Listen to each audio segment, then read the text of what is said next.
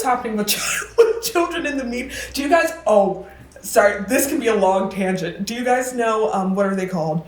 The Franks? Ruby Franks. I don't know. They have a YouTube channel. Is it 8 Passengers? Okay. Have you guys heard of 8 Passengers? I have not. Vaguely, yeah. So it's this Mormon family. I think they have 6 children. And it comes out, like, there are compilations on YouTube where it's just, like, the mom abusing their kids. Like, she sent her daughter, her 5-year-old, to school without lunch because she didn't pack it. And then her teacher was like, can you bring her lunch? And she said, no, that's her responsibility. She should have packed it. It's quite clear that she should have packed it. Yeah, and then they were doing one of her daughter's schools for gym. You know how in gym, like, you do, like, a dance unit? You pick a song? I think they chose, apple bottom jeans? Oh, boots with the fur. Yeah. Boots with the fur. And then Ruby Frank, the mom, sets her camera up, goes to the principal, complains, and the principal's like, we're not changing the song for just your kid. Okay, well, no. That's a crazy song to choose. Well, maybe it wasn't that song. That's a crazy song. That's what comes to mind. It's still like the audacity to like go to a school and be like, you need to change this this whole routine just for my daughter. You know, I mean that's. Yeah. Yes, that is not what they should do. But also, if I was a parent and my daughter was like what 5? Yeah. And dancing to a song about a woman being this was so middle school, that's worse. So like 8th grade. Being so gorgeous on the dance floor, so irresistibly hot on the dance floor that, like, you know what I mean? I know what you mean. Jada. Oh yeah. Hi. Give us an intro. Hi. My name's Jada. I'm a junior. I'm a BFA theater major. I'm Black. True. I live That's for the audio listeners. Yeah, just in case you couldn't tell. I live with my best friend Casey. Hi, Casey. All right. Yeah, what's up? She's go see her in Willy Wonka. She's not gonna like that I said that. She's not gonna enjoy that. And yeah, I'm so excited. This is my first podcast experience. Awesome. Well, I hope you enjoy being on the Obligatory Podcast.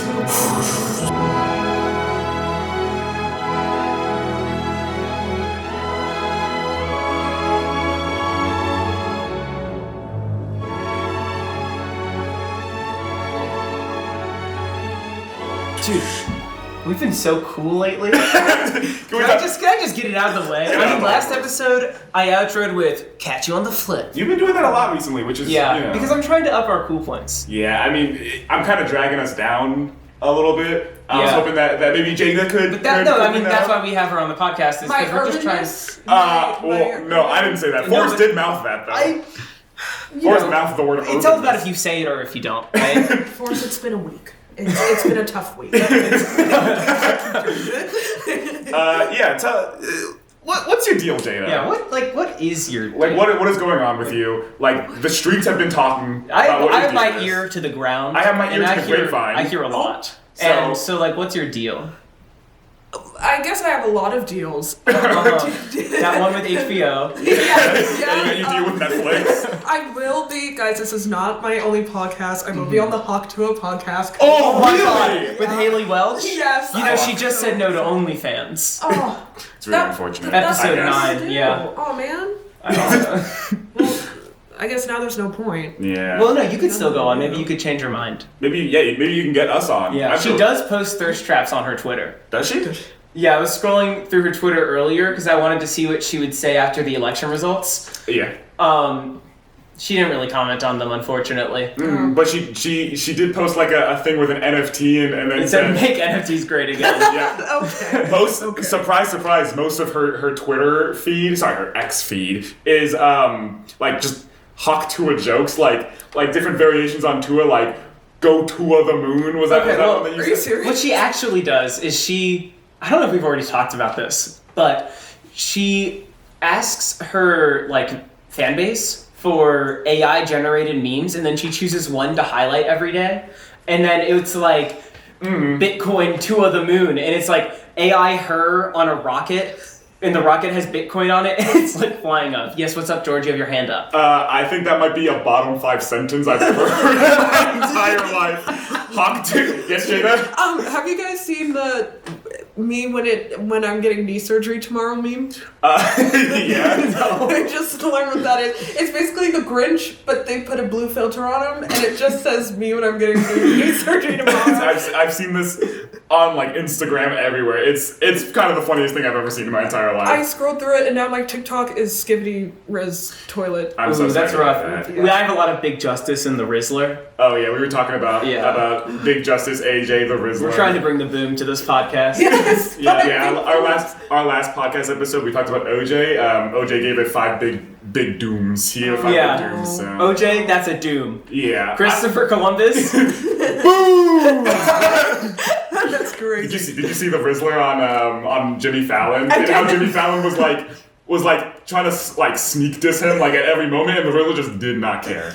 And then he kept saying boom, and he was like, all right. He's like, yeah, okay. That was like clearly Jimmy Fallon had a rough day. Whenever somebody says a joke that I don't like, I'm gonna start going, doom! Really good. And if they make a good joke, I go, boom! Yeah, because I want them. It's all about user feedback. Forrest, what are we here to talk about today? What are we here to talk about today? Toys. Yeah. You know, that's so. Right now, we have our overlord, Ryan's toy review, looking down upon us. We have a table full of Amiibos and a Jada full of toy fun facts and knowledge to share with the world. You know, me and George, we've done a little bit of our own research here, but I think really it's going to be driven by the knowledge of our lovely guests today. Yes. Let me just start off by asking: Are we toy fans? Are we toy enjoyers? I think I'm a toy enjoyer, but I don't think I like today's toys. What do you think?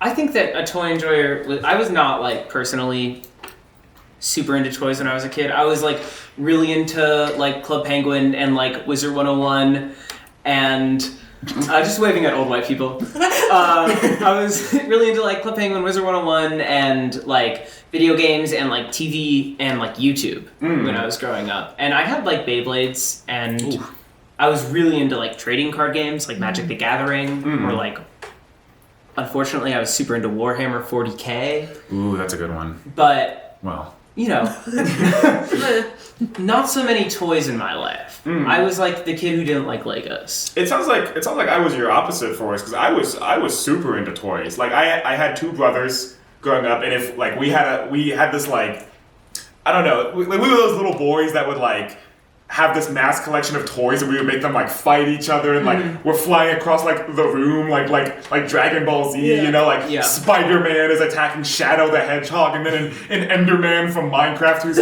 actually sitting right up on my shelf over there. He swoops in and he like saves the day, and then you have to like all the big bads or like Bowser's coming in. Like we had a very active like imagination, but that did kind of go away after like I don't know, like fidget spinners and I think for me, like, I did a lot of that. I did a lot of imaginative play when I was a kid, but it was mostly, like, outside with, like, sticks and stuff like that. Like, I was really big into, like, playing with sticks and pretending to be in, like, a fantasy world and stuff like that. We just had a lot of dolls. So the first doll I ever had, or dolls, were Polly Pockets. Polly Pockets. Oh, those are famous. I've heard of those. Yeah. Little tiny guys. And I will admit that I love chewing on their clothes. If you have to try Polly Pockets. Well, they're good. They're like a good kind of like rubbery. Oh yeah. It's I would so chew on good. it. It's so good. I also had a Princess Dora. From her rendition of Rapunzel. And if you clicked the little star on her crown, her hair would grow. But I would do it so much that her hair stopped growing. How did that work? Like, how did that function? I think that's why it broke. Because it would just so keep much hair. coming out. Yeah. And so then I tried to stuff it back in, and then I think, like, there was just a lot of hair on that head. There was a lot of How far down did it go? Like shoulders or if she's like shoulders, knees, toes? Toes. So were you supposed to like only press it like once a month? Is this like one of those things that's supposed to teach kids a lesson? I guess. About patience? About like patience? But I just played with her hair. Yeah. So that's all I did. And we did a lot. I have a younger sister, so we did a lot of imaginary stuff. When I was in 4th grade, my parents got us a Barbie dream house. Oh, classic. That- Classic. One of my cousins had one That of those. was it. We had the one with the elevator and the jacuzzi at the top. Oh my god. Jacuzzi at the Oh, top. jacuzzi at that. She had like a little pool Yeah, well, in our that's bedroom. the place for it to be. Yeah. Sorry, real quick side tangent. Did your school have like a pool on the roof? Like, We all said Boomer? it. We did. Oh yeah. Yeah, Oh yeah. mine actually did. I never saw it, but no, I swam in it a couple of times. It was, Oh, did you? yeah, it was very nice. It was like Olympic sized, you know, just like right on the roof. Could you like dive? Was there like a big diving board? It was Olympic sized, but it was like a foot tall. Oh, so okay. Actually, now that I'm thinking about it, it might have been like a puddle, like a big. like a puddle. really large photo. Well, you know, they're not always flat on the top. Yeah. Yeah, I still have ringworm. And you swam like. No, I kind of waded in the water. Oh, okay. You know what I mean? Way. Wade in the water. this is really cool. I like when there's another black person on this podcast. I think disproportionately our podcast is very white leaning because me and Forrest are. I mean, we're both white people. I'm half white. He's full white, so it's 75% white. Most of our friends back at home are white, so Yeah. I don't know. The culture. I bring the culture. We bring the culture. That's what we do. That's great. We need to make that. I'm writing that sketch down. That's a really good one. Whenever I want to bring a guest onto this podcast, because Forrest comes up here most of the time, I ask my friends, what would you want to talk about on a podcast, a hypothetical podcast? And when I heard Jada's answer, I was like, yes, 1,000 times yes. So, Jada, what did you want to talk about on the Obligatory Podcast? Okay, today I want to talk about American Girl dolls. Whew, I mean, those are the famous luxury dolls growing up. I mean, that's what everybody wants one. That's yeah. true. I didn't get one until I was in 5th grade. Mm-hmm. Because fun fact, they're all like $110. Yeah. So that's So and they expensive. have an extensive history. So you have about 100 dolls that just kind of look like your everyday person. So my doll, I had one, and at the time it was called Just Like Me dolls. Yeah. And I think now they're called Truly Me doll. I don't know. Truly I Me don't know. dolls. Yeah, but she was a black doll with curly hair, and she was me, and I said I am her. And I named her Cassidy. But I got into the American Girl doll, I guess, lore back in elementary school, because they wrote books. Yeah. Oh, there's like in-universe lore. Oh yes. Okay. There are about like 10 girls, or maybe more, but the ones I can remember, you have a Native American, you have a Mexican girl, she's living in New Mexico in like the 1800s, you have Felicity from colonial times, my personal favorite, Abby, a runaway slave who escaped to Philadelphia. That's Yeah. crazy. Yeah. Why did they have a colonial girl? A white colonial girl? Yeah, white colonial girl. Okay. But she did not believe in slavery. She did not like slavery. I When- promise you she did. When does this like? She also believed in making the other Native American girl very sick. What era was this like? Did this universe take place in? Like what? Do you know like if there was a specific like year, like time period? Like For the dolls or like when they came out? okay. Or For the in-universe For the dolls. in-universe, like the, Okay was not an answer. So Felicity, I think, is in the 1700s. Uh-huh. Addie, she is in the late 1800s, I want to say. We have, I think it's Samantha. She's supposed to be Victorian. She's not Interesting. Okay, so she's like eating bones and stuff. Yeah, but she lives in a place that doesn't exist. So I don't know. You had Kristen, who was like Pilgrim. I think that was like Pilgrim era. Oh wow, this is really expansive. Why did they choose these times instead of like modern? Because is this not a part of the Just Like Me? Or okay, So it's a completely different. These people are nothing like you. Yeah, no, not at all. There's Julie. Julie's from the 70s. And so I think it started out as the creator just wanted like a doll. She wanted to start her doll brand, and so she and her company went to a bunch of different people, and they all said no. So it started off as catalogs, and I think she just wanted to bring history with dolls, and then it just kind of expanded. But So the dolls I'm talking about are 18 inches. There were also babies. You can get baby dolls, like actual like, and then you could get twins. For if you had twins. Yeah, I guess. But also couldn't you just buy whatever? Same doll. Hey, don't worry. Hey, don't think too much about it. That's on me. That's on me. Too hard about it. The twins were supposed to be like 4 years old, so it's technically like, let's say if I got an American Girl doll when I was 8, my sister probably would have gotten the twins. I see. Because she's just younger. I think that when I was growing up, I think that we had, like, my family had a little, like, baby doll and, like, a miniature crib and stuff like that.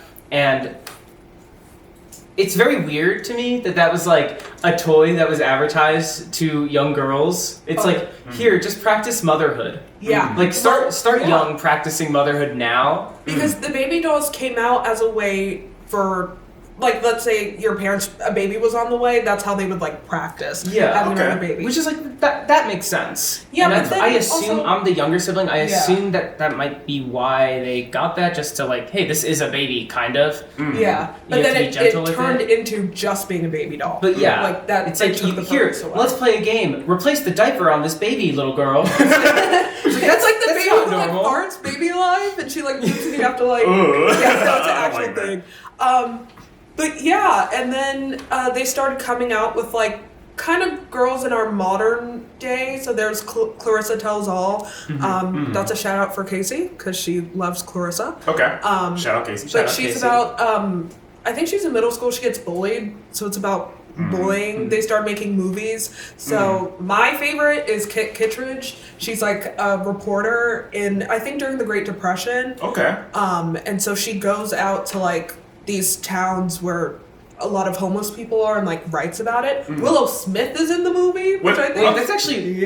That's really cool. Yeah. The American... Not the Willow Smith... Like, yes, the Willow Smith thing. But also the American Girl doll company being like, homelessness is an issue. Yeah. Learn about this issue. The bullying one, I don't understand why that would be anybody's favorite. That person was clearly a loser. No. And that's like a Barbie. That's like a Barbie movie, like, story. Yeah, that about, is. like, her getting bullied. But, like, Barbie, like, I've seen every Barbie movie. I don't think they would ever do a story about, like, the struggles of homelessness that's like, in the Great Depression. That's crazy. Barbie in the 1950s. That's really cool.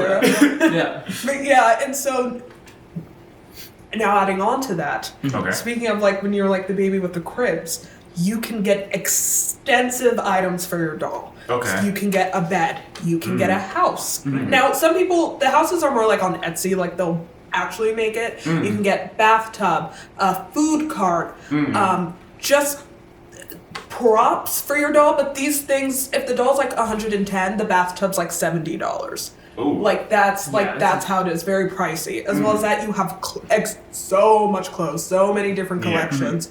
And so what would happen with me is once I got my doll, Target has a brand called Our Generation, which is a cheaper version of American Girl dolls. I would just go there because they had a car, they had everything American Girl dolls. They had everything you needed for a cheaper price. They had specific, like, bed sets. Like, it was like crazy. And for each character, so, like, let's say Addie would have, like, a Thanksgiving outfit and then a Thanksgiving meal and then maybe her dog, like, things like that you can just add on. Yeah. But it makes like, one doll is never enough. Oh, no. And I know that, like, a lot of my friends growing up, like, maybe their grandmas or something would, like, knit something for their dolls. Yeah. Really? Yeah, like, that would be, like, a very popular gift to get. And that makes a lot of sense, right? Yeah. Like, that's obviously way cheaper for everybody involved. But also, it's, like, something that grandma made, and it's, like, this doll is, like, so it's, like, kind of your family if you're, like, in that mode. Yeah. And so then we get into DIYs. So YouTube was a fantastic place for people who did not have money to go get things. So I would make beds out of cardboard boxes. I actually have a fun story. Do you guys see this scar on my finger? Yeah. So I was watching a video. Top YouTube channel for me was My Froggy Stuff. They would only do doll stuff. And they were making a shower for their American Girl doll. And so I was like, okay, I can do this. And with running water? Oh, no. Can you imagine me, like, doing like engineering, like, wires, plumbing? You're like, Mom, I need the hose for 5 hours. Mom, I need 4 pounds of copper, please. But you had to take a clothes hanger and cut like the ends off so you just had the rod. And she used dog nail clippers. We did not have a dog at the time, so I found a box cutter, and I said, that's such a bad idea. So I'm just sawing away, and the worst part is, it worked so well. It was going so well, and then I look up to see what's next, and I go down, and it was not a curtain. I mean, it was not the hanger, it was my finger. And I had to, like, I didn't get stitches, I should have, but I bled everywhere. Sorry, this turned into such a... No, that's fine. No, it's okay. I bled everywhere. I almost passed out because I can't do blood. Did you not have, like, a little, like, set of, like, I don't know, anything that, like, you can just squeeze and cut with? Probably. Okay. But I saw it right in front of me and I said, yes. Yeah, I think it's kind of a rite of passage to, like, hurt yourself in a kind of stupid way by using a tool. Yeah. Personally, when I was working at a summer camp, did you know that drill bits are just twisted knives? Because I didn't. We had like a woodworking situation, and I was like too lazy to, because it was all manual, and so you had to like set up like the drill with like a handle and like twist it with your hands, and I was like, I'm not fucking with that. So I just like grabbed the drill bit and like twisted it into the wood. Yeah. And I didn't notice anything, but I finished doing it, and like, you know, I'm gripping like really hard, and I pick up my hand and I look at my hand, and it's just massively cut like all over. Oh my and I'm like, gosh. and then the woodworking teacher like comes over and he's like, Forrest, why are you bleeding so much? And I'm like, I was just doing this, and he's like, dude, they're just twisty knives. They're just really twisty knives, and I'm like, oh. I almost like completely severed my finger in like 7th grade woodworking class, because like we were using that one machine where you like, you know, you like push it in, and you have like a little like they give you a little like orange rod that you like can like push in, you know. Those are like, for losers, by the way. Yeah, well, I was a loser in middle school, so I was using it, but then like a part of it got cut, and it was like sitting right by the like thing as it was like going like up and down and up and down, and I was like, no, I'll grab this with my finger, and I'm very like slowly like edging towards it, and like my teacher like looks back and he's like, you dumb fuck, what are you doing? And I remember, like he yelled at me in front of the class, and I left, and I was like, man, what an asshole that guy was. No, you just didn't want me to like... He was doing his job. He was doing his job. I also I've hurt myself twice. I have a scar on my leg right here. Okay. I was hot gluing a pair of my jeans to make a pair of jeans for my while mom. you were wearing them? No. Okay. No, but I was cutting and side question, have you guys had like hot glue on your fingers? Oh, yeah, like, absolutely. Do you well, I was gonna say I enjoy it. Personally, I don't think it hurts. I think it's like kind of chill. Yeah, I do Yeah. too. Like I love like putting it on my finger and then waiting for it to cool. Yeah, and then you like peel it off. Exactly. I hate Loser. pain. What? Loser. I've always been very like pain averse. Like the idea of even like a little like prick on the thing like on the arm is like I don't want to do that. I've gotten better at it now, but like a little bit of like heat was like my biggest nightmare. But you were saying. But I guess I clicked too much and too much came out and it fell completely on my leg, but it was not a good feeling. So I immediately went to like move it, and then sorry, this is vulgar. Yeah, skin just felt like came off, and then I was like and I couldn't tell my mom because I was not supposed to be using the hot glue gun. I was not supposed to be using it. Yeah, so now there's a scar. But battle scars from American Girl dolls. Does your mom know about this or like now? Now she does because she's watching this episode of the Obligatory Podcast. Her favorite episode. Hi, Mom. Hey, Paul. Yo, what's up? I almost said hi, Mrs. Paul. Oh. But I don't know if you wanted your last name out there, but it's out there now. So We'll bleep it. Yeah. Hi, Mr. B. But yeah, so you could craft so many things like out of like, you know, air dry clay, just things like that. And then YouTube, people start doing stop motions with their dolls. Oh yeah. Yeah.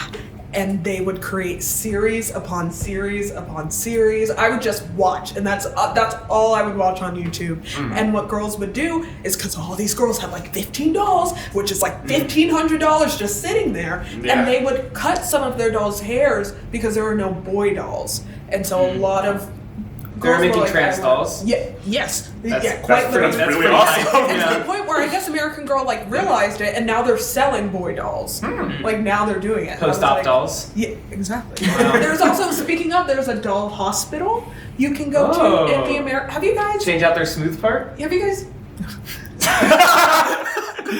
Wow. What do you mean by that? What do you mean by that? Nothing. I mean nothing. There is an American Girl doll like store like in the mall In closest Tyson. to I was just about to ask. Yeah, we've been there. I think it's very fascinating to go in. We've been there a lot. My favorite thing is that they sell, like obviously they sell like a lot of sets and stuff, but my favorite thing is that they sell clothes for the dolls and then clothes for humans. Yep. And Match. you can literally be your doll. You can. You can literally be your doll, and it's like weird, but it's kind of cool. Have you guys been upstairs? Yes. Yeah, we have. I don't really remember much I think that's the about part where they have like all the like sets, right? All the settings, sets, and then they have a and little then- cafe. Yes. Yes. I've there's- not eaten there. Do you fuck with the cafe? Oh yes, I do. Okay. Is Oh, it yes, I good? do. I've been thinking about it. So I haven't been to the one in Tyson's, but I've been to the one in the Grove in LA. And you sit on the place we sat on like the balcony and overlooked everything, so it was really cool. But they bring out this chair that you can put your doll in, and they bring out doll food for you. You get like a little mug, and you get like a little bib, I think, and then it's like a genuine like tea party. That's like, really you get cute. like finger foods, Yeah. and like the adults can have 21st. Once I turn 21, I'm having a mimosa at the American. Oh my god, you can That's get drunk at the American Can you Girl with doll? my doll right next to me? With your Boom. doll also What? probably getting drunk off of Yeah, that she's sweet getting wasted. that doll shot. She's from colonial times, so she's never had like vodka before. So she's getting wasted. Imagine someone brings Addie and they're like, "This is food. This is good food. This is you're safe here." But sorry, that was a bad joke. But yeah, I think that's probably one of my favorite parts. Is just I think that's the part where you really feel like a giddy little girl. Like that's when I felt like nothing, like this is the most perfect thing that can happen. I'm eating like little finger sandwiches with my doll. That's so cute. Yeah, like- I think there's really few toys that really like prioritize the experience of the person, especially if it's like a kid, like a pure, like innocent, very wholesome experience over like making profits for their company. Yeah. And I think it sounds like American Girl Doll is one of those companies, which Yeah. is really cool. I think so. I mean, nowadays, I don't know. Sorry, American Girl. I'm not following up. But I do know, and I know they're getting a little more modernized, which I think is cool. Okay. My thing is, I don't know how long they're going to last. Just Really? based off of, just because everything is so online nowadays. Like, I Did they feel release like, NFTs? oh, I hope not. Because then I might buy one. Then I might just Do you think like, how long do you think it will be? I guess we're past the game, like past the era of like web games. Yeah. But how long do you think, or do you think it's possible at all for American Girl Doll to have like a video game resurgence or like a mobile game resurgence? The thing is, I think they have one. Oh, okay. Like I think they have one, because I remember when you got your doll, there was a website you can go to and you had a special code and you could like put your doll in the game. Oh, like And you can Webkins. like yeah. Except a little less like, I guess, advanced. Like Yeah. you can only do like so much. But I don't know. Did you find information? I looked up American Girl Doll video games. I think what you might be talking about is maybe the American Girl Doll dress designer, maybe, or I don't know. They have a lot of weird ones, like American Girl Julie Saves the Eagles. Yes. Whoa. Yes. American Girl. Then Julie finds a way. That's the tagline. Okay. Who's Julie in all of this? Julie is the girl from the 70s, and a fun thing about Julie is they kind of started She doing the yeah. Okay, I've Like seen her. her room is so cute. Like her bed has like the beaded like curtains. You can get like a little record player. It's so cute. That's She why comes she's with- saving the Eagles. Exactly, and she plays basketball, so you get like a basketball. Whoa. Yeah, WNBA star.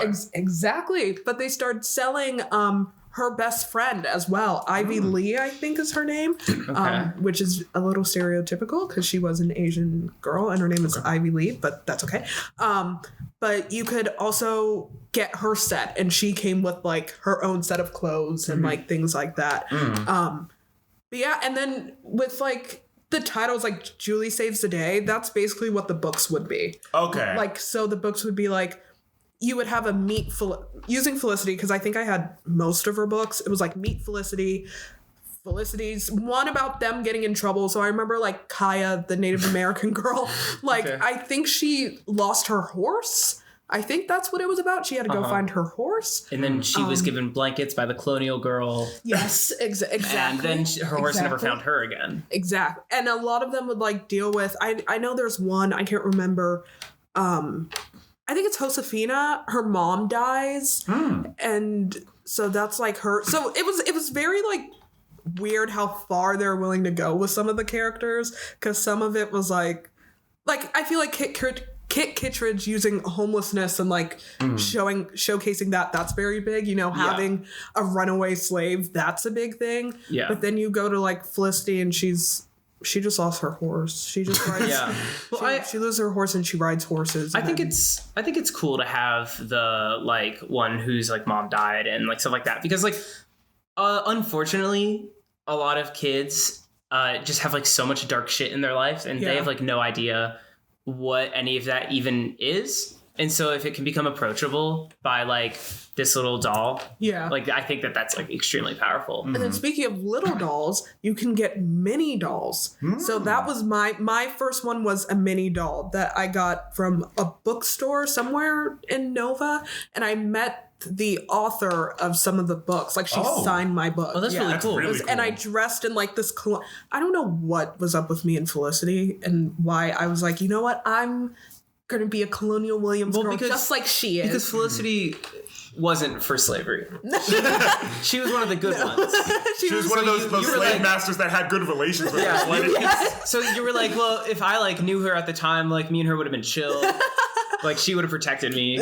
Genuinely, she probably would have. Yeah. She would have said, "No, this is one of the good ones. Did you Leave see that? her alone." Did you guys see that TikTok that was like, when I'm like, it's like point of view, I'm in the like 1960s and my black friend is getting beat up and I have to pretend like I don't care. And it's like she's like doing that like TikTok thing where they're like looking like serious, but there's like a little tear coming out of their eye and they think that's good acting and they're like, oh my god. I love TikTok face acting. It's awesome.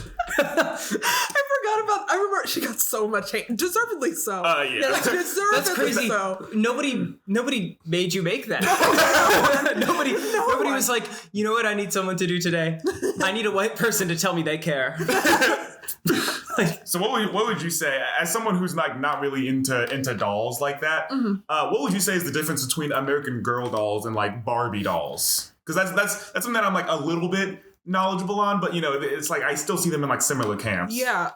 First off, like characteristic wise, the size, a Barbie's maybe that big. You're getting like this big of a doll. You're getting a beast. Yeah. You're basically getting like a child. It's like it's like baby size. Yeah. She's just a girl. The price range, you can get at least like 30 Barbies for one American Girl doll. Damn. Maybe even more. Because like Barbies are what, like 15 to 20? I bought a Barbie doll a while ago for $10. See, like, sorry.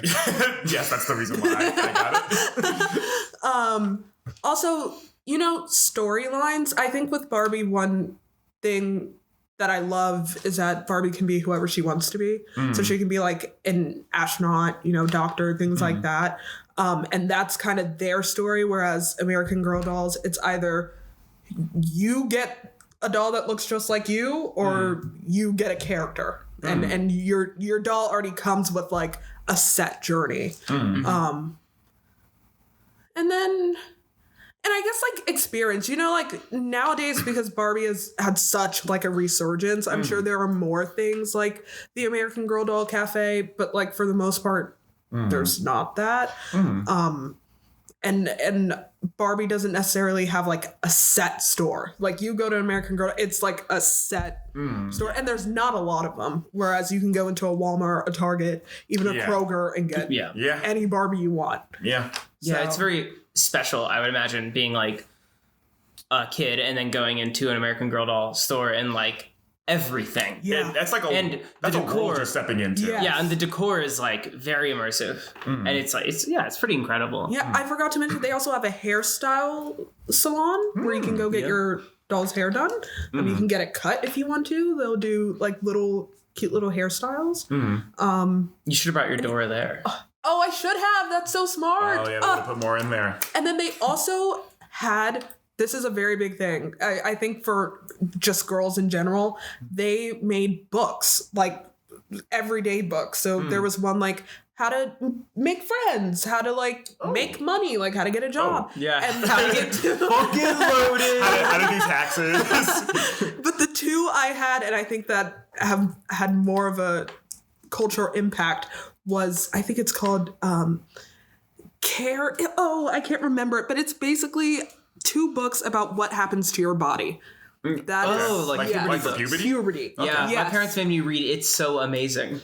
Oh. A book called It's So Amazing. Was it? Was the book amazing? I don't know. They like checked in. They were like, "Have you read this book yet?" So I was like, "No, they tell us everything in school." And they were like, "Well, you have to read the book." It's amazing. It's amazing. Your sister read the book. It's so amazing. Now you have to read No, you have to read it. But it was just very knowledgeable, not to go into like too much detail, but it talked about periods. I got a lot of like, sorry, this is like weird, but a lot of things about like your boobs, how your boobs grow. That was a big thing. Your height, how to shave. Have they given any thought to American Girl dolls, but over time their boobs grow? I think they did a Barbie like that, actually. Oh, yeah. Like, you would crank her arm, and then her boobs would just like grow, and it's like, what? Also, another thing, like you can't make an American Girl doll pregnant, but you can make Barbie pregnant. That's true. Yeah, she can be anything. American Girl dolls are they're just Even girls, a mother. but Barbie are women. Yeah. Yes. Yeah. That's like fair. like the American Girl dolls are like my understanding is that they're like young and probably you shouldn't be able to do those things to them. But like Barbie is like, she's grown. This is like a bad comparison, I think, but to preface this, I didn't love Anne Frank as a, like, not in that sense. Crazy. but I loved learning about like World War II and like Nazi Germany and things like that. So I've read Anne Frank's diary maybe like 15 times. Oh, like, do they have an Anne Frank American Girl doll with an attic? No, but can you imagine? That would be The set is like an attic. I don't know how would I feel about that. I don't know. They sell like the necklaces that they made Jews wear. You can either get this one and you can even get the patch. You can get the patch on her. It'd be exciting. They have it. They have a tattooing kit. No. Let's move on. No. But basically, it's almost like going back to like your thing about them being girls. It's almost that kind of, I guess, idea, just less intense and less real because everything that happened in Anne Frank's diary was real. Yeah. There's no girl named Kaya who was a Native American, and there's no girl named like Kirsten who was. It's like all these things that they're addressing, all these things that are real that happen in the real world, but it's like you're able to step away and be like, oh well, this is just a doll. Yes. Yeah. Which is comforting. Yeah. Definitely. Yeah. I thought it would be interesting to share a toy that I also really loved as a kid. Something that I have just so much useless knowledge on, and that's a little toy called Amiibos. So what basically Amiibos are, they're confusing. For like in the early 2010s, I'll get to the chewed up ones in a second. Don't worry. In the early 2010s, Nintendo was really all about like accessories, you know what I mean? Like extra things in the real world that could make the video game like playing experience more immersive in a way, you know what I mean? Like they had the nunchuck and the Wii remote that you could like swing around, it was really cool. And a lot of other companies started seeing that and being like, well, what's the next step, right? So people started thinking like, what if we have like a little friend that you could like use in real life and like put into the game somehow? Nintendo already like set the curve with that with the Rob. I'm sure Forrest knows what a Rob is. Basically, Rob is this little robot guy who came out for the first Nintendo console ever that like had little. Wow, my Amiibo are super dusty. Yeah, well, they've just been sitting there as Amiibo tend to do. Do they all? Are they? Okay. Those two are not mine. Those are Warren's. Yeah, and like he had like a little like toy, like a spinning disc that like he could like pick up and like move around, and like it would change things like in the game. It was very innovative. Yeah. That came back a long time later with a little thing called Skylanders. I think those were arguably there was a Pokemon one, but those are stupid, so I don't count them.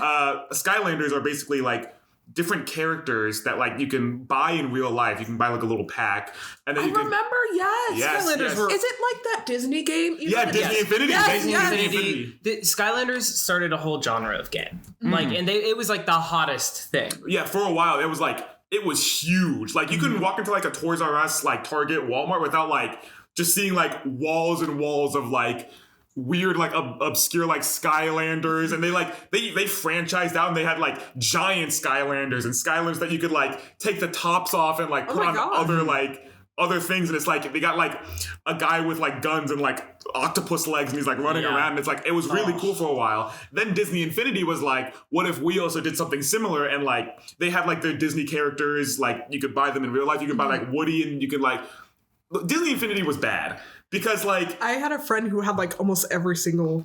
Really? Yeah. It's, like... The thing that was wrong with the game was that, like, the magic of, like, buying all these figures and then buying all these worlds that you could play as, like, Woody in the Cars universe. So you could play as, like, Aladdin and, like, I don't know, Princess and the Frog. Like, But, like...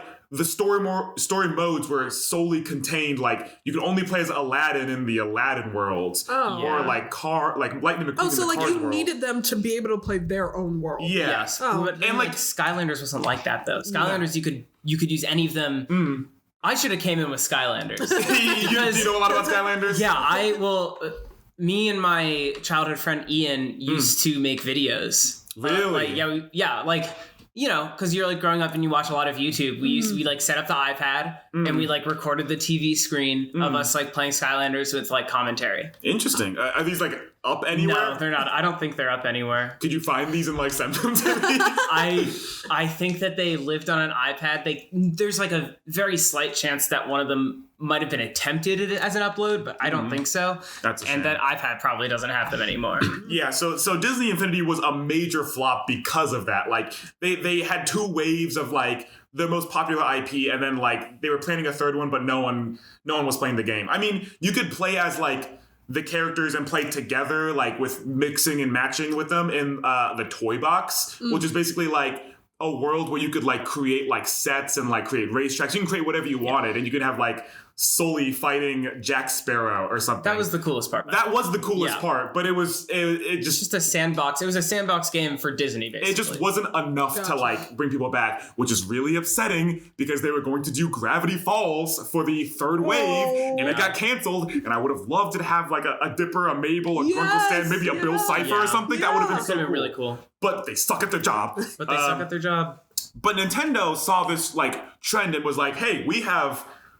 literally hundreds, if not thousands of like characters that our audience loves. We could, for one, make figures of all of these guys, but also like, you know, put them in the game somehow. But they wanted to do something a little bit different.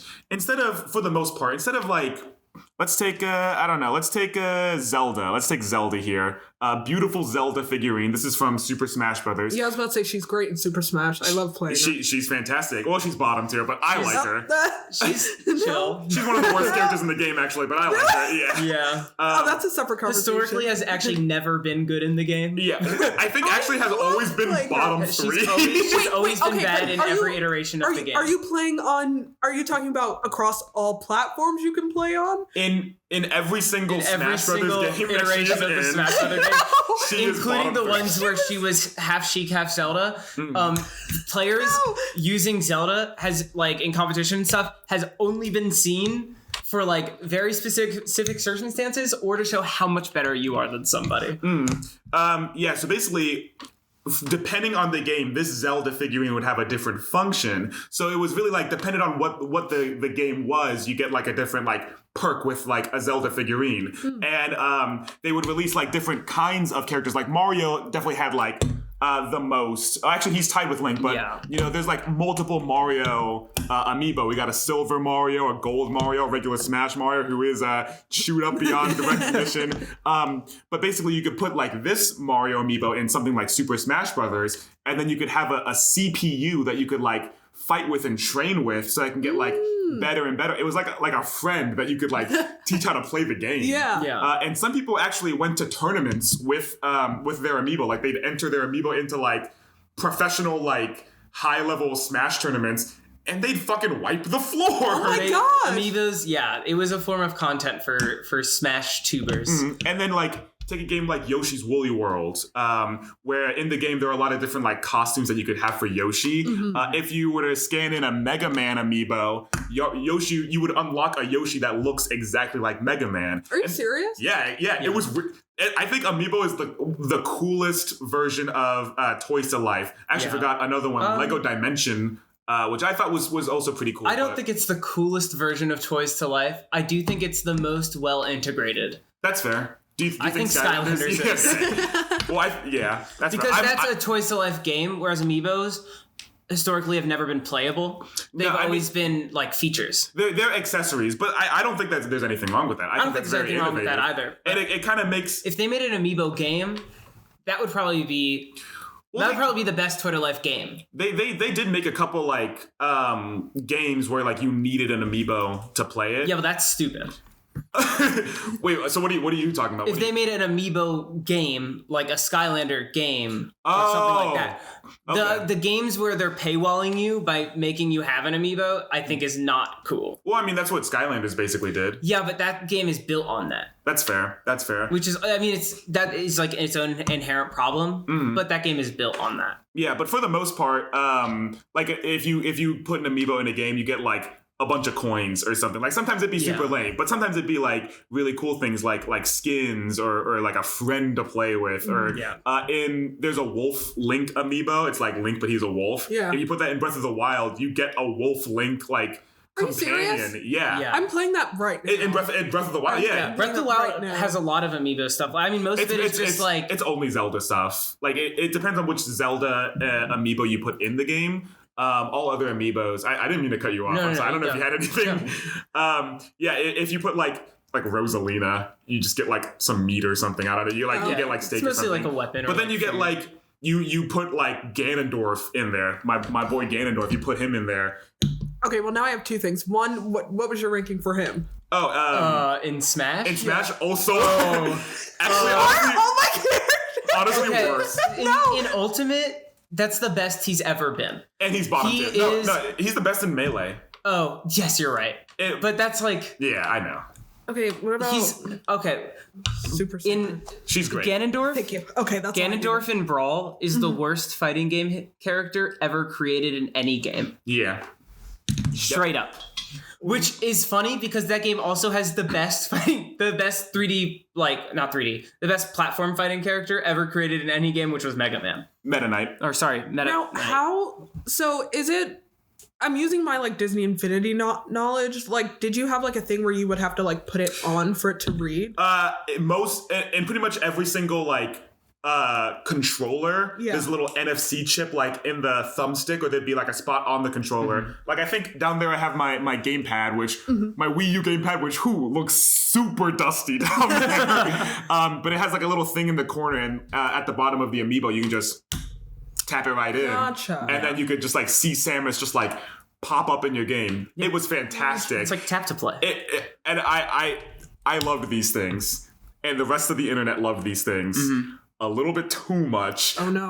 There were Nintendo or Amiibo had major problems with scalpers who would like stay outside of like a Best Buy from like midnight to like 8 a.m. Oh, like Ray Dunn. Yeah. Oh. Yeah, they'd wait out there. The store would open. They get in there, buy every single Rosalina Amiibo, and then resell it on eBay for like hundreds, sometimes thousands of dollars. Yeah. I have this Gold Mario Amiibo for a time was like a limited edition item. They sold like very few. I was very, very lucky to find this in a Best Buy. I was about to say.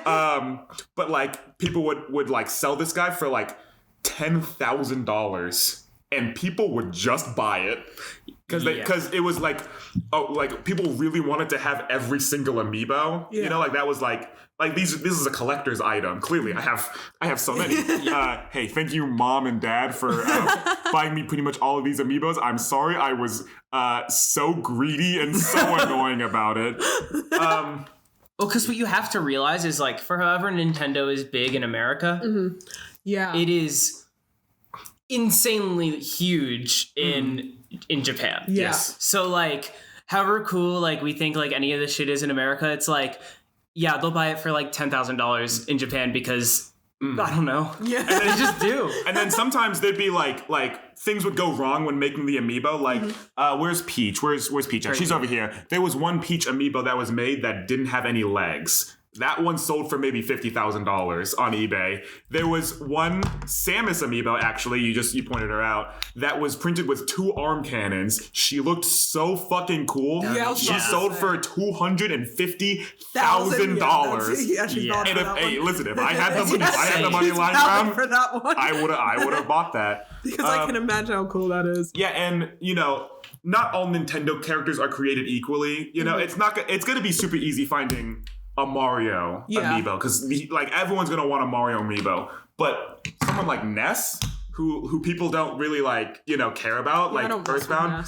I just realized I'm low-key twinning with Ness right now. You are. Me and his sister are kind of matching. But Ness was super rare. King Dedede, that guy was super rare. So yeah, it was very hard for a lot of people to find these because people were going out and like buying all of these like at once. I brought up Rosalina specifically because one guy hated Rosalina and didn't want anyone else to have any fun. So he like went all across like his state buying out every single like Rosalina figure and then hoarding it for years until he sold it. There was in Britain, I have a couple of Splatoon amiibos over there. There is, in the first wave, there was a little green squid that you can buy, a green squid amiibo. And people, pre-ordered amiibos. After a while, they caught wind, like, okay, people are gonna like wipe the floor with these guys. I gotta get that train started. So people like pre-ordered a bunch of amiibo in Europe specifically.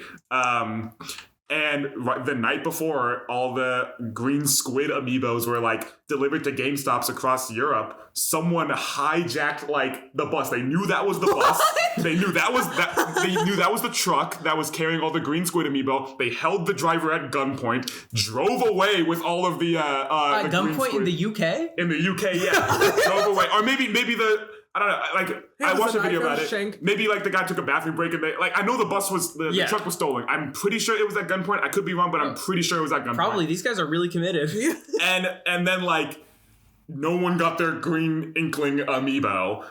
Did they ever find? Well, like the people who stole it, must have done a really good job because like they over time they started like putting the green inklings on like eBay, over time. But like they would do it from like different IP addresses and like all that. So it was like really impossible to like the police just could not like find this guy. It's an insane amount of effort to go through. Arguably one of the biggest heists in video game history. One of the most unserious crimes that somebody's ever committed. But that's just how much people cared about these little fucking toys.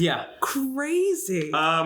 Yeah, so I have a whole chunk of them. After a while, the amiibo craze died because like people wanted to have them all, and then they realized Nintendo's not going to stop making these. You know what I mean? So they were like, okay, like we got to figure out like when to stop. I'm deciding that after I get all the Smash Brothers amiibos, like that's when I'll call it quits. And it's not like an active goal of mine because I'm in college. Yeah, I have no money. I was going to ask, how much do they go for? Like in a Best Buy? In a Best Buy, at the time, like $13. Right now, it's like $16. Okay.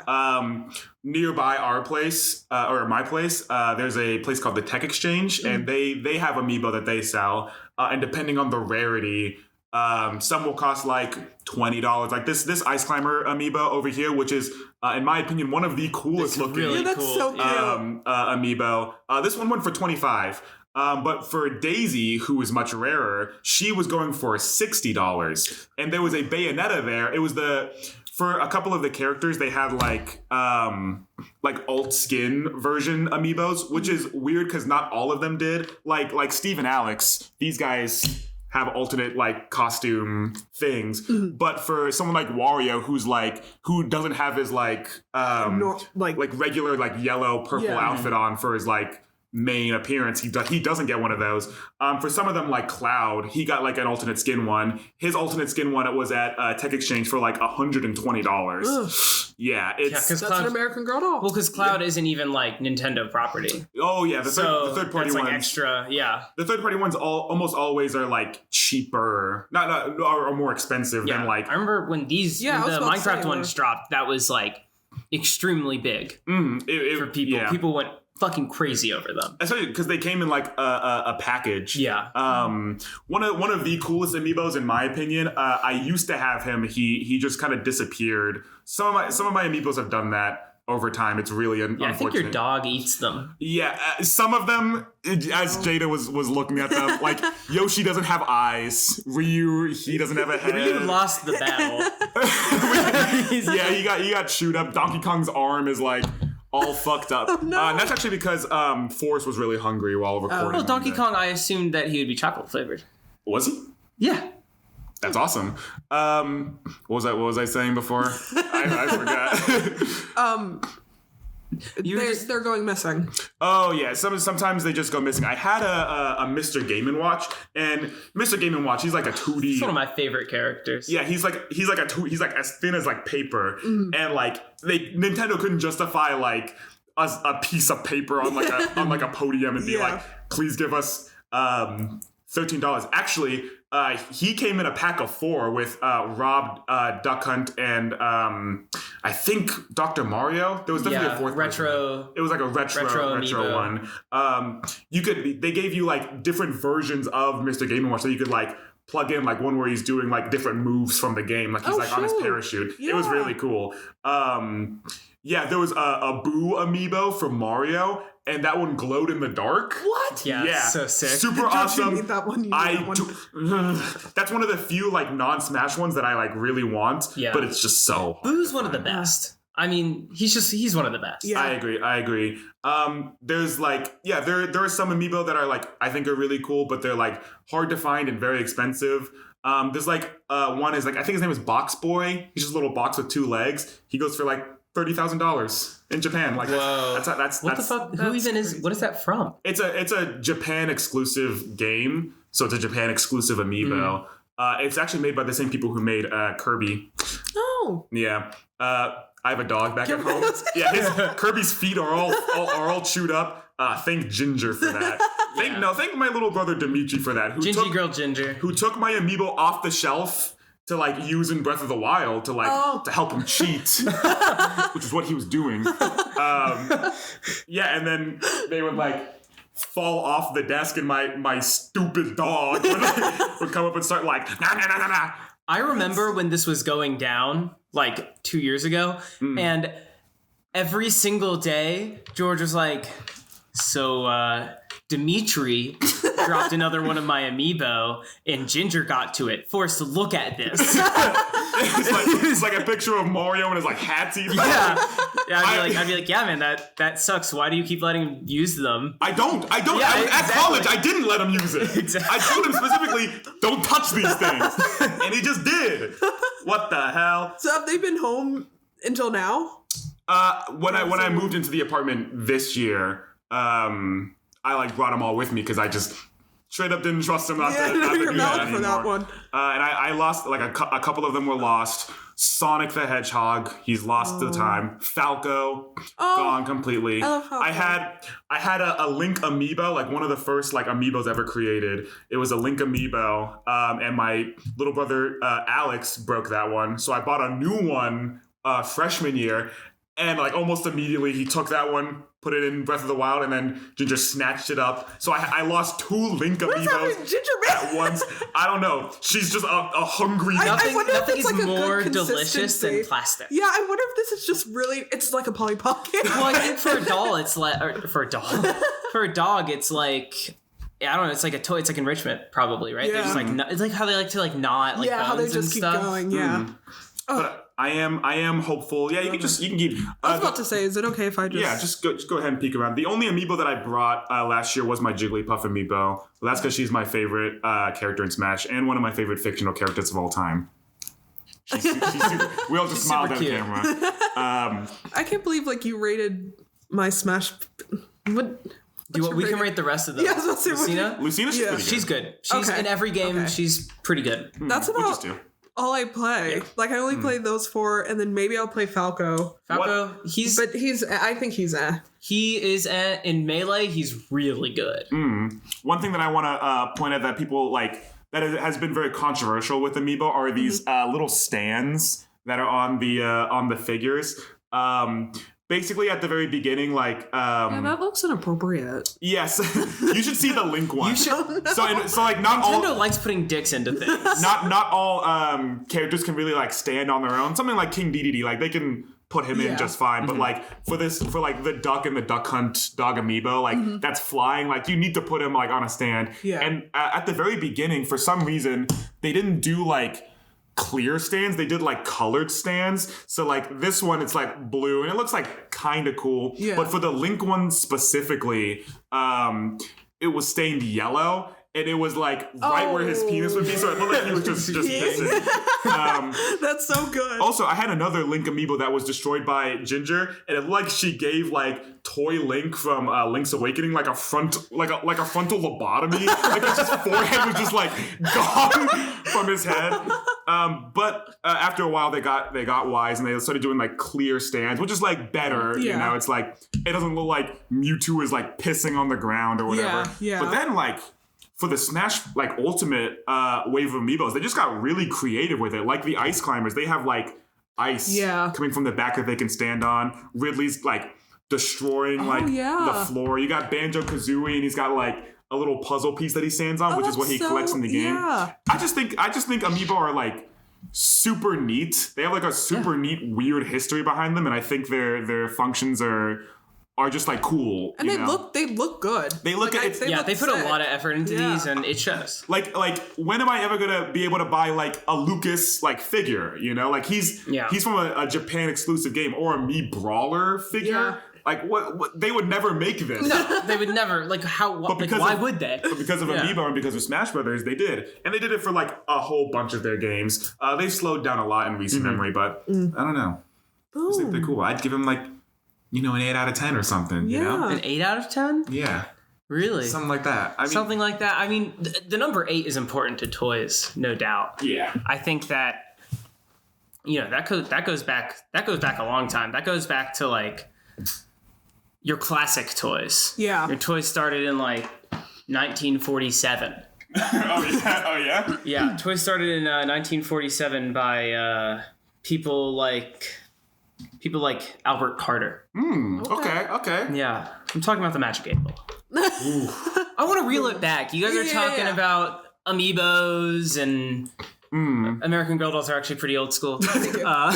Thank you. You're talking about all this modern stuff. Come on, let's bring it back to a different time. Okay. The 1940s. Okay. Great time for it. Great time for this. It's a good. Maybe the Magic 8 Ball will be nice to you. But it wasn't always the Magic 8 Ball, because when it started, it was supposed to be Albert's mother was a town clairvoyant. What? So what that means is that she was a seer, which is a person that, like a psychic person that people will go to get their futures read. So they have like a litany of different tools at their disposal. Very famously tarot cards, or very stereotypically a crystal ball. Yeah. These people like witches will use a lot more than that to connect with. Also, clairvoyant means that you are talking to like spirits a lot of the time. Yeah. So they'll use devices to connect with spirits. And one of them was this kind of like chalkboard type thing where I'm not exactly sure how it works, but chalk scribbles on it and it's what the spirits say, supposedly. The Magic 8 Ball originally was a cylinder. Okay. Oh. And it was always the little die in the middle, and you would shake it, and the cylinder would show, this thing, and it was supposed to emulate the chalkboard. And this was made because his mother was a clairvoyant and kind of like used very seriously for that. It was niche. It was for that. And then in like the 1950s, like the early 1950s, I think, they started being bought out by another company called... Obviously, I remember all of my details here. Yeah, this is a toy you're very passionate about. I'm very passionate about this. That was when I was a little kid. It also wasn't originally called the Magic 8 Ball, by the way. Okay. It was originally called the Psycho Slate. The Psycho Slate? Why is that so much cooler?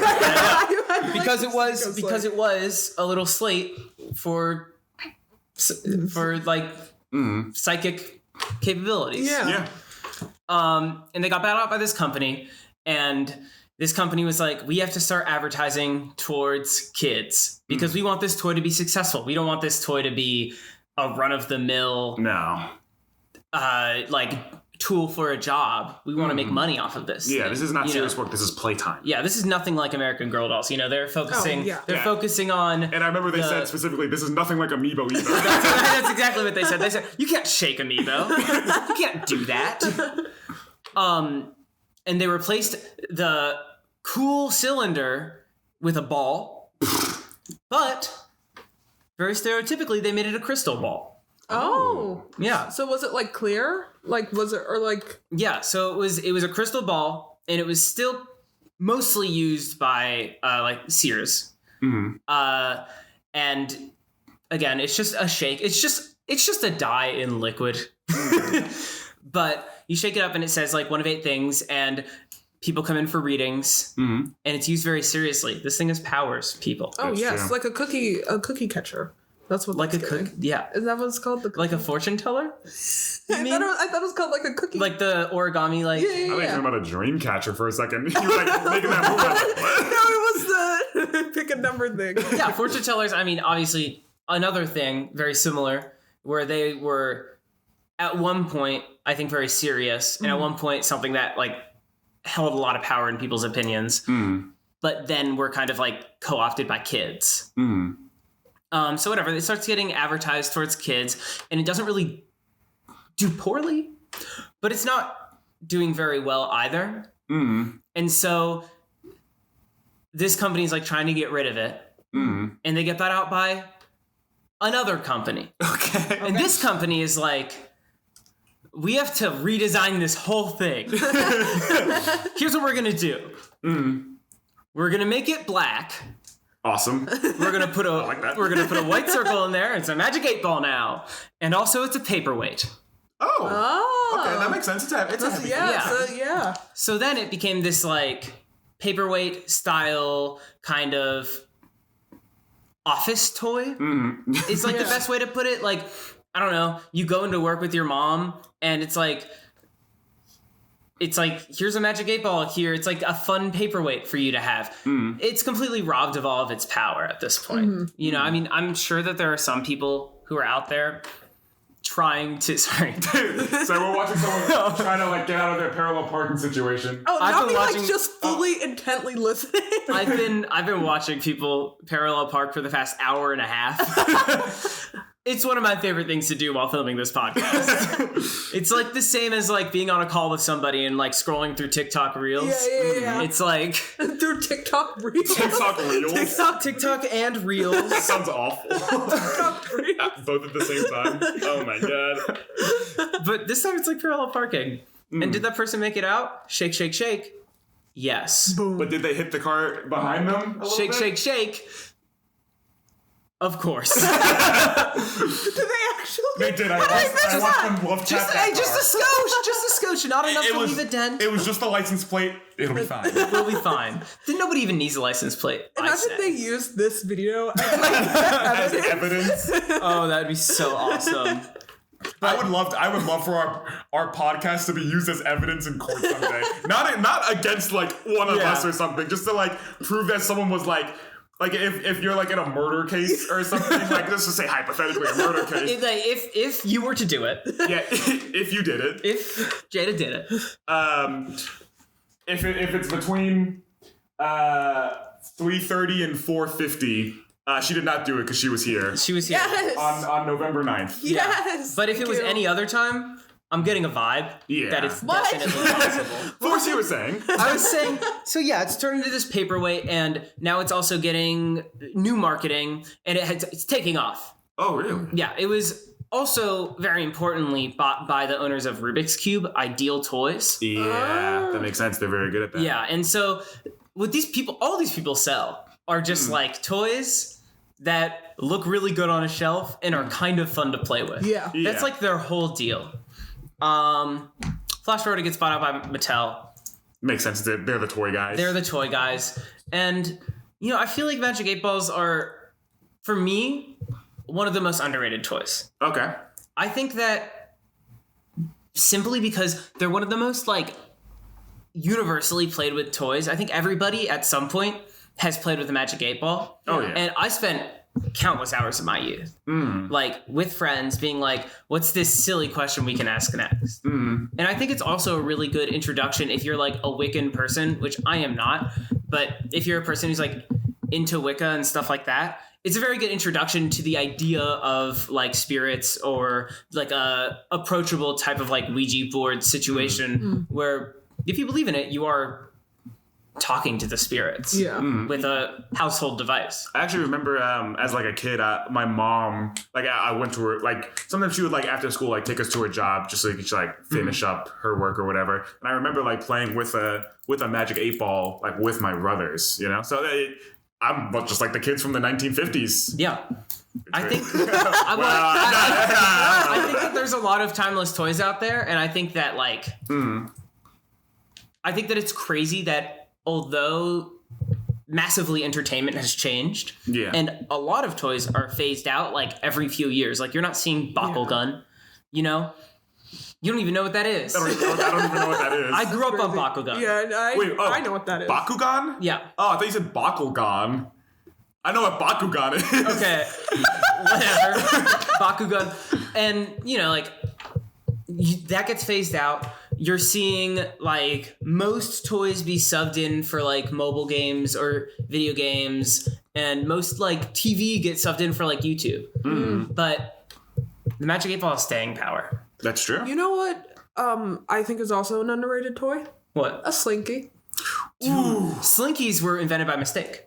Really? Yeah. Oh. I don't know more than that. Well, thank you. But I feel like even today I could mess with a good Slinky. Have you seen the videos of people going to raves and stuff, and they're really good at doing Slinky tricks, and they'll bop people with Slinkies. They walk around and they hit somebody in the head with a Slinky, but in a nice way. Yeah. I looked it up. Mechanical engineer Richard James invented the Slinky by accident in 1943. He was working to devise springs that could keep sensitive ship equipment steady at sea. After accidentally knocking samples off the shelf, he watched in amazement as they gracefully walked down instead of falling. That's beautiful. It is beautiful. Slinkies so would not be able to do anything for realsies. To be clear, that guy was not onto something. He's like, He stayed for 5 hours. I'm a big fan of the Frisbee. That's a toy that I think I consider it to be a toy. Well, there's a whole sport around the Frisbee. There's a whole sport around it, but a very serious sport. So is it a toy or is it a sports equipment? Is basketball a toy? I don't know.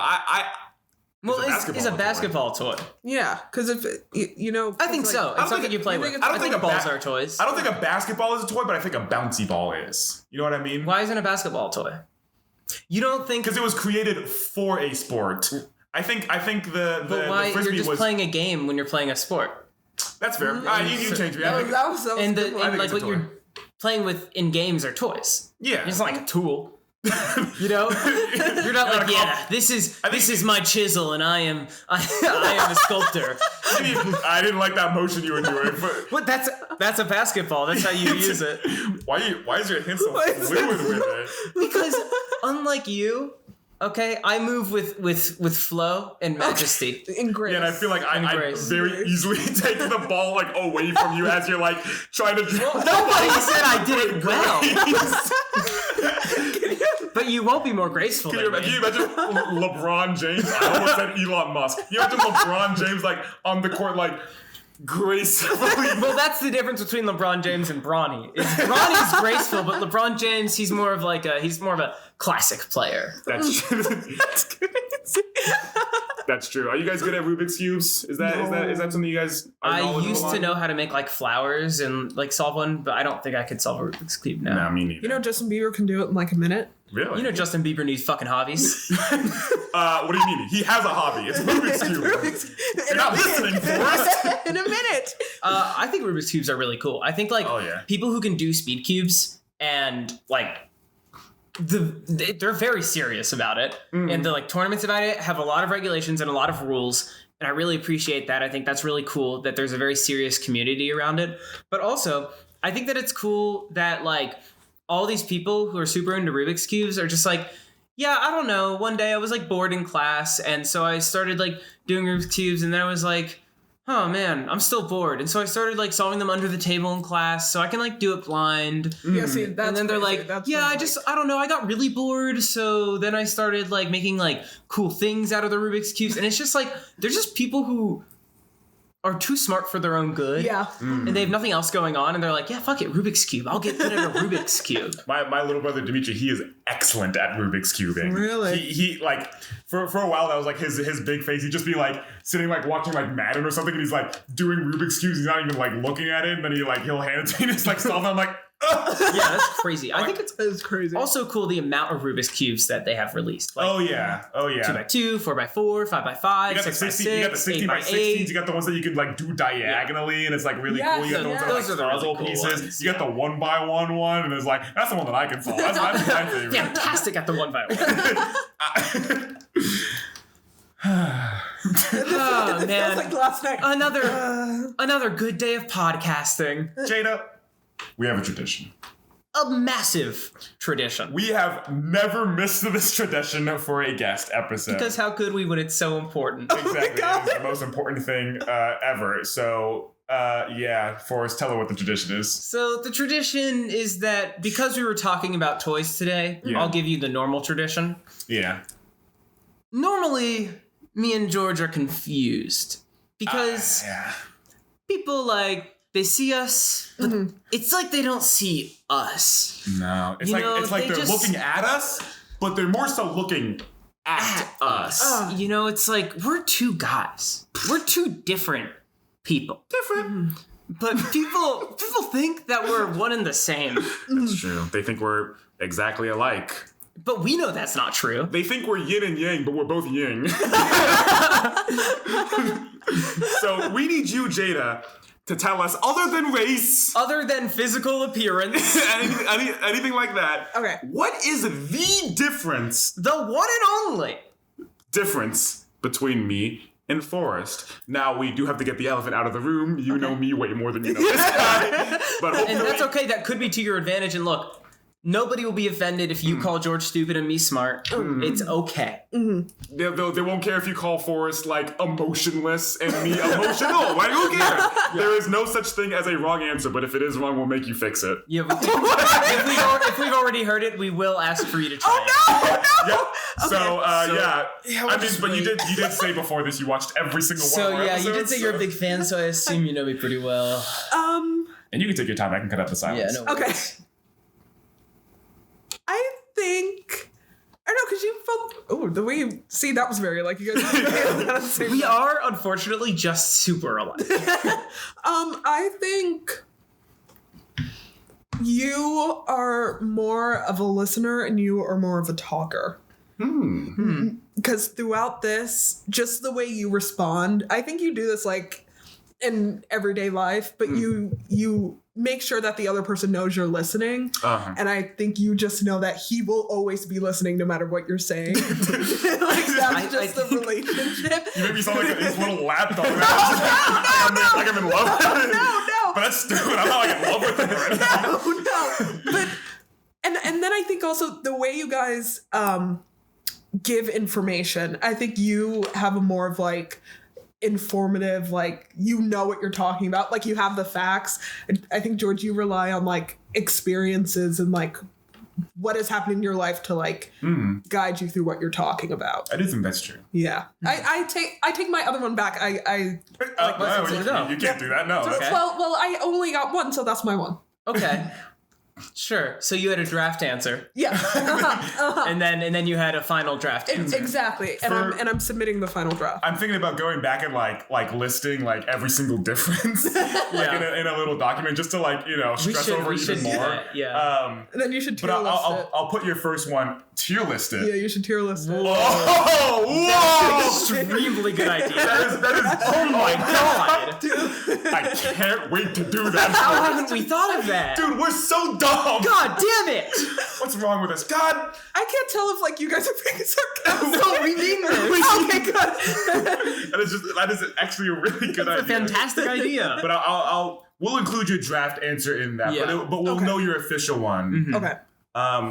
Yeah, thank you so much for jumping on the pod. Thanks for coming me. on. This was so fun. Please tell the audience where they can find you if you want them to. Yeah, you can find me on Instagram at the Jada Leanna, the THEJADALEANNA. You can also find me there on TikTok, but then my TikTok got banned, so I made another one, Miss Jada for later, and then it came back. That's really good. Thank you. I asked my Instagram for help. And yeah, and if you'll see me somewhere, sometime, somewhere soon, somewhere, who knows? Yeah, thank you guys so much for watching, and leave a comment which toy you found the craziest this episode. Was it American Girl Andrea, which is Jada? Was it 8-Ball Ian, which is Forrest? Okay. Or was it Amiibo Andy? Which is, of course, George. That's me. I really like our names. Yeah, I think I might wear it out. So make sure to leave a comment. Tell us who is also the most playful this episode. And as always, we'll catch you on the flip. yeah. Bye-bye.